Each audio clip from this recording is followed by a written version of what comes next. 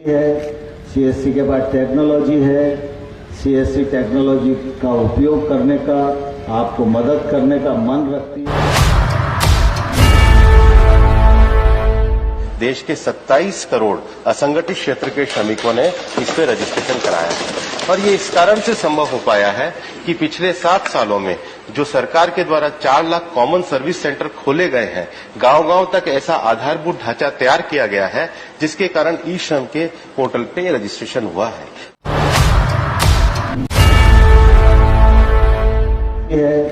CSC के बाद technology है। सीएससी टेक्नोलॉजी का उपयोग करने का, आपको मदद करने का मन रखती है। भारत सरकार उसकी पीठ पर पूरी ताकत के साथ खड़ी हुई है। लेकिन अगर आप आगे नहीं बढ़ोगे तो फिर न तस्वीर बदल पाएगी न तकदीर बदल पाएगी। इसलिए दोनों हाथ मिले और जोरदार तालियां बजाकर हम इन प्रकल्पों को सफल करें। बहुत बहुत धन्यवाद। उपसभापति जी, नए वर्कर कोड में इस बात का प्रावधान किया गया है कि देश की सरकार असंगठित क्षेत्र में काम करने वाले जो लोग हैं, कारीगर हैं, उनका पूरा डाटा तैयार करेगी और इसी के अंतर्गत सरकार के द्वारा ई श्रम पोर्टल को किया गया है।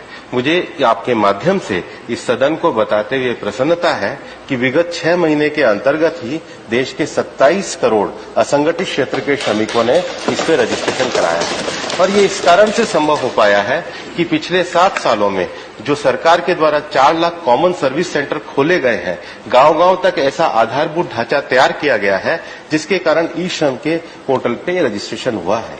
दूसरा, इस ई श्रम के पोर्टल के अंतर्गत 400 से ज्यादा ऑक्यूपेशन इस देश के अंतर्गत न केवल चिन्हित हुए हैं, उनको रजिस्ट्रेशन हुआ है और इसलिए अब सरकार के द्वारा जो ई श्रम का जो रजिस्ट्रेशन है, उस रजिस्ट्रेशन को के माध्यम से सभी श्रमिकों को 2 लाख का एक इंश्योरेंस दिया जा रहा है।